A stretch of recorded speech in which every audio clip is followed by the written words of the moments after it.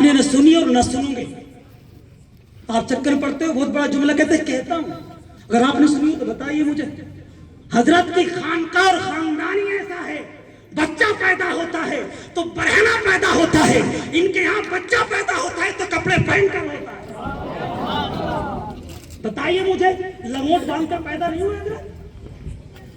یہ خانقاہ وہ ہے. آپ نے سنا ہو تو بتائیے مجھے. آپ 1 کروڑ روپیہ جلسے میں لگا لیں, سمجھ رہے ہیں؟ یہ خانقاہ وہ ہے, یہ سجادہ نشی وہ ہے. ہنسنے والے میری تقریر کو سن کر مت ہنس, حوصلہ رکھتی ہے ذات طوفان سے ٹکرانے کا. یاد رکھنا میری بات کو, یہ حقیقت سچائی بتا رہا ہوں میں. اور اسی کے ساتھ جاتے ہیں سید عبد الواحد بل گرامی علیہ الرحمہ کے شہزادے حضرت میر سید طیب. کیا ذات ہے آپ کو بتا دوں, سنیے. ایک دہلی کی سرزمین پر ایک محدث ہے, حضرت عبدالحق محدث دہلوی. بچوں کو پڑھا رہے تھے, حدیث پڑھا رہے تھے. پڑھاتے پڑھاتے کبھی کبھی اسماء الرجال, حدیث ایک ہی قسم کی نہیں ہوتی ہے, حدیث کی قسمیں ہوتی ہیں, پھر اس کے راوی دیکھے جاتے ہیں, اسماء الرجال دیکھے جاتے ہیں, معتبر بھی ہے کہ نہیں ہے. پڑھاتے پڑھاتے کسی مسئلے پر اٹک گئے تو بچوں سے کہا تھا اگر یہاں میر سید طیب ہوتے تو آسانی سے حل ہو جاتا, آسانی سے حل ہو جاتا. اتنا کہا تھا کہ دروازے پر ابھی کہاں بلگرام میں تھے میر سید طیب, اتنا سنا تھا تو بلگرام سے دہلی پہنچ گئے, سیکنڈ نہ لگا. دروازے پر پہنچ کر کہنے لگے عبدالحق بتاؤ کیسے یاد کیا, عبدالحق بتاؤ کیسے یاد کیا ہمیں. ارے تم لوگ تو کہتے ہو نبی مدینے سے ہماری آواز کو کیسے سنتے ہیں, میں کہتا ہوں تو مدینے والے کی بات کرتا ہے. ارے دہلی کی سرزمین سے بلگرام کی سرزمین پر آوازوں کو سننے والوں کو میر طیب کہتے ہیں. تو نبی کی بات کرتا ہے تو غلاموں کا یہ حال ہے نا. تو وہ کون ہے؟ میر سید طیب کی اولاد ہے حضرت, میر طیب کی اولاد ہے حضرت. وقت کے بادشاہ کے یہاں شکر کی بوریاں جا رہی تھی, قافلہ جا رہا تھا. وہ قافلہ گزرانا بلگرام کی سرزمین سے, تو حضرت میر سید طیب کھڑے ہوئے تھے. کہا قافلے والوں سے کہاں جا رہے ہو, کیا لے کر جا رہے ہو؟ قافلے والوں نے سوچا ضعیف آدمی اگر کہہ دیں گے شکر ہے تو مانگ لیں گے, کہہ دیں گے اگر شکر ہے تو ہو سکتا ہے کہنے کے 1 بوری مجھے دے دو. تو قافلے والوں نے کہا نہیں, بادشاہ کے یہاں نمک کی بوریاں جا رہی ہیں. کیا جا رہی, نمک کی بوریاں جا رہی ہیں. حضرت فرماتے چلو اگر نمک کہتے ہو تو نمک ہی ہوگا, اگر نمک کہتے ہو تو نمک ہی ہوگا. اور جب بوریاں گئی نا بادشاہ کے یہاں اور کھولی گئی تو سب میں نمک تھا.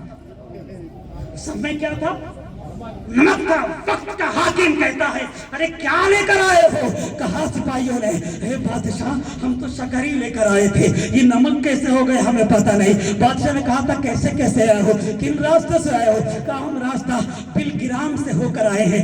اچھا بلگرام میں کسی سے ملاقات ہوئی کیا؟ ہاں ہوئی ہے, میر سید طیب سے ہوئی تھی. کہا انہوں نے کچھ کہا تو نہیں ہے؟ ہاں کہا تھا. انہوں نے کہا تھا کیا ہے؟ تو ہم نے کہا تھا نمک ہے, تو انہوں نے کہا تھا نمک ہی ہوگا. کہا رے کم وقتو جلدی واپس چلے جاؤ, اسی کی بارگاہ میں معافی مانگ لو, وہ تمہارا نمک اسی کے کہنے سے ہوا ہے. لوگ دوڑتے ہوئے آئے اور آنے کے بعد کہنے لگے حضرت غلطی ہو گئی ہے, حضرت غلطی ہو گئی ہے. حضرت میر سید طیب کہتے ہیں ارے کیا غلطی ہو گئی ہے, مجھے بتاؤ تو صحیح کیا غلطی ہو گئی ہے. حضرت غلطی ہو گئی ہے, اور نمک کی بوری میں نمک نکل گیا ہے. تو آپ کہتے ہیں آپ کیا لائے تھے؟ کہا حضرت شکر لے کر آئے تھے. تو آپ نے کہا ارے مجھے پریشان کیوں کرتے ہو تم لوگ, اگر شکر لے کر آئے ہو تو شکر ہی ہوگا,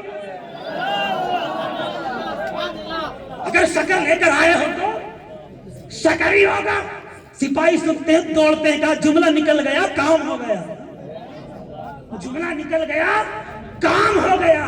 آئے دوڑتے ہوئے, دیکھا تو بوریوں میں نمک نہیں شکر تھا. اس شہزادے اس کی اولاد میں ہے حضرت. اب سمجھ رہے ہیں نا کچھ حضرت کو؟ اگر کڑوں والے 10-10 انگوٹھی والے لال پیلے صافے والے تمہارے یہاں جائیں, بہت پہنچا ہوا ہے, پہنچے ہوئے ایسے ہوتے ہیں جن کی سادگی کا جواب نہیں ہوتا، جن کی سادگی کا جواب نہیں ہوتا۔ حضرت سرکار بادشاہ صاحب کو دیکھ لو، حضرت سرکار اویس ملت کو دیکھ لو، حضرت سہیل ملت کو دیکھ لو، اور آج جو آپ کے سامنے ہیں آپ لوگ خوش نصیب ہیں، انہی کی اولاد، انہی کے شہزادے حضرت سید انس میاں کی آپ زیارت کر رہے ہیں۔ یہ کرم بالائے کرم ہے حضرت کا جو آپ کے شہر میں جلوہ گر ہو گئے، ورنہ ہماری یو پی کے لوگ ترستے ہیں اپنے شہر میں بلانے کے لیے۔ جہاں کے حضرت ہیں ہماری یو پی کے لوگ ترستے ہیں، کیوں کہ وہ خانقاہ واحد خانقاہ ہے جس کے سجادوں کو کبھی پیسے کی بھوک نہیں ہے، جن کے یہاں پیسوں کا لالچ نہیں ہے، جن کے یہاں مریدوں کی جیبیں نہیں کاٹی جاتی، جن کے یہاں مریدوں کی دولت پر نظر نہیں رکھی جاتی۔ وہاں تو کوئی امیر آ جائے تو اسے بھی پانی دیا جاتا ہے، کوئی غریب آ جائے تو اسے بھی پانی دیا جاتا ہے۔ سمجھ رہے ہیں نا؟ اس خانقاہ کے صاحب سجادہ، اس خانقاہ جس کو بلگرام، جس کو میرے امام نے جنت کہا ہے۔ اب سمجھ گئے نہیں؟ ابھی میں بولتا رہوں گا تو بولتا رہوں گا، اس لیے کہ فیضان برستا ہے میرے اوپر بھی بلگرام کا، فیضان برستا ہے میرے اوپر بھی الحمدللہ بلگرام کا۔ وہ سرزمین ہے وہاں کے نلوں سے پانی نکلنے والا آب شفا ہوتا ہے۔ اچھے ثابت کر دوں گا اس کو۔ ایک درگاہ بلگرام میں حضرت سید سالار، ان کا ایک تالاب تھا، جب عورتوں کو اپنے بچوں پر خوشحالی آتی تو وہ بچوں کو لے کر جاتی، تالاب کے پانی میں نہلاتی، مرد ٹھیک ہو جاتا۔ اب کچھ لوگوں نے اس کو اپنی پراپرٹی بنا لیا، لیکن یہ احسان ہے قوم پر، حضرت کے گھرانے کا۔ انہوں نے تالاب تو دے دیا لیکن تالاب پر ایک نل لگا دیا۔ کیا لگا دیا؟ نل، جس سے پانی نکلتا ہے۔ آج تو جس کو خشکی کا من ہو جائے اس نل سے پانی پیتا ہے تو اللہ شفا دیتا ہے۔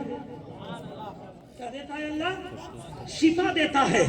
اس خانقاہ کے سجادے ہیں حضرت۔ اچھا میر سید طیب، حضرت ٹائم زیادہ ہو رہا ہے اور میں معذرت چاہ رہا ہوں، ٹائم ہو رہا ہے کہ مجھے، لیکن میری روح کا رشتہ ہے بلگرام سے، میری روح کا رشتہ ہے بلگرام سے، اور یہ میں نہیں کہہ رہا ہوں، یہ میرے تاج الشریعہ نے بھی کہا تھا کہ جتنے میرے مرید ہیں میں سب کو بلگرام کے بزرگوں کے قدموں پہ ڈالوں۔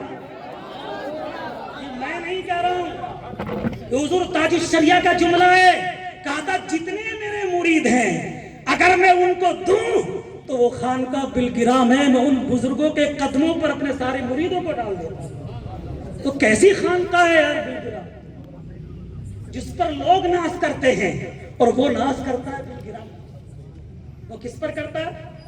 ایک کیمیا گیر جو بڑا ہیرے جواہر کا ماہر تھا، حضرت میر سید طیب استنجا کر